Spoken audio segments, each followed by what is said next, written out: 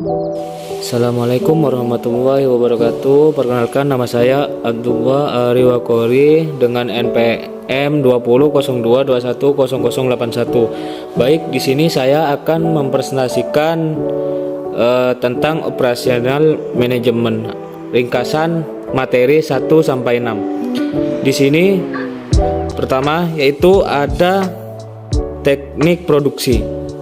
Definisi teknik produksi merupakan salah satu disiplin dan bagian pokok dari teknik industri.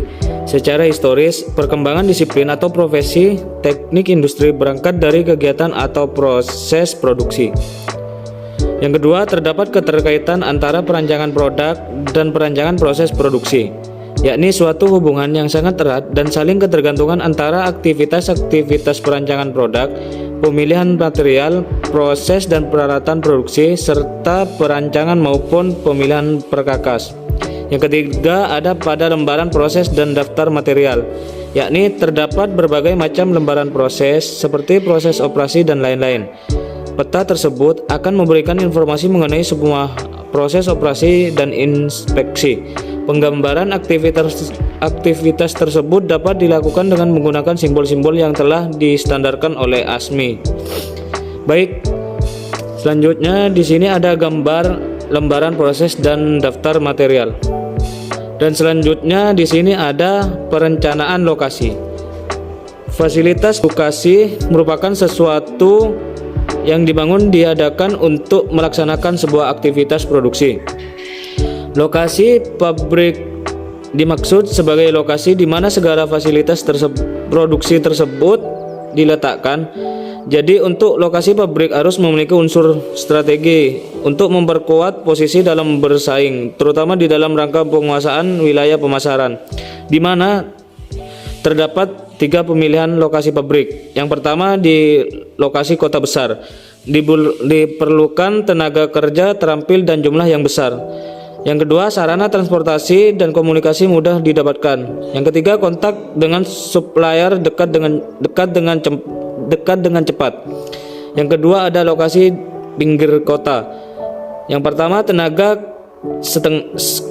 kerja setengah terampil mudah diperoleh. Yang kedua, menghindari pajak yang berat. Yang ketiga, ada tenaga kerja dapat tinggal berdekatan dengan lokasi pabrik. Yang keempat, ada polusi tidak begitu besar sehingga masalah lingkungan tidak banyak timbul. Yang ketiga, ada lokasi jauh di luar kota. Yang pertama, lahan yang luas sangat diperlukan untuk keadaan sekarang maupun ekspansi yang akan datang. Yang kedua, ada pajak yang rendah. Yang ketiga, tenaga kerja tidak terampil dalam jumlah yang besar. Yang keempat, ada upah buruh lebih rendah, mudah didapatkan. Yang kelima, baik untuk proses produksi produk-produk yang berbahaya. Selanjutnya ada tata letak. Definisi tata letak. Tata letak adalah pengaturan peralatan untuk menciptakan area kerja yang efisien, aman dan ergonomis. Faktor-faktor penentuan jenis tata letak. Yang pertama ada jenis produk. Jenis produk dapat memengaruhi pengaturan tata letak karena tidak semua produk yang dihasilkan menggunakan fasilitas produksi yang sama. Yang kedua, urutan proses. Urutan proses akan memengaruhi pengaturan tata letak karena tidak semua produk dihasilkan dengan menggunakan urutan proses produksi yang sama. Yang ketiga, ada peralatan yang digunakan. Peralatan yang digunakan dalam proses produksi mempengaruhi pengaturan tata letak karena produk yang diproses dengan mesin yang bersifat otomatis. Yang keempat, pemeliharaan dan penggantian. Perencanaan fasilitas, alat yang mudah dipelihara di dalam perusahaan, maka ada kecenderungan menggunakan bangunan permanen, akan tetapi pemeliharaan alat harus memindahkan dari ruangan, maka perencanaan fasilitas harus fleksibel. Yang kelima, ada budaya. Budaya dapat berpengaruh karena fasilitas yang digunakan harus memperhatikan budaya setempat. Dan selanjutnya ada manajemen proyek. Suatu proyek adalah suatu aktivitas yang berlangsung dalam waktu tertentu dengan hasil akhir tertentu. Tujuan proyek dapat dibagi dalam sub-sub pekerjaan yang harus diselesaikan untuk mencapai tujuan proyek secara keseluruhan.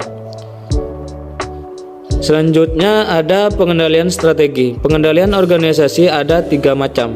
Pengendalian strategis merupakan proses evaluasi strategis yang dilakukan baik strategi tersebut dirumuskan dan setelah diimplementasikan. Yang kedua ada pengendalian manajemen, yakni berfokus pada pencapaian sasaran dari berbagai substrategi bersesuaian dengan strategi utama dan pencapaian sasaran dari rencana jangka menengah. Yang ketiga ada pengendalian operasional, yakni berpusat pada kinerja individu dan kelompok yang dibandingkan dengan peran individu dan kelompok yang telah ditentukan oleh organisasi. Proses tersebut melalui 6 tahapan, yaitu yang pertama menentukan apa yang dikendalikan, yang kedua menetapkan standar, yang ketiga mengukur kinerja, keempat membandingkan kinerja dengan standar, yang kelima menentukan alasan penyimpangan, yang keenam melakukan tindakan koreksi.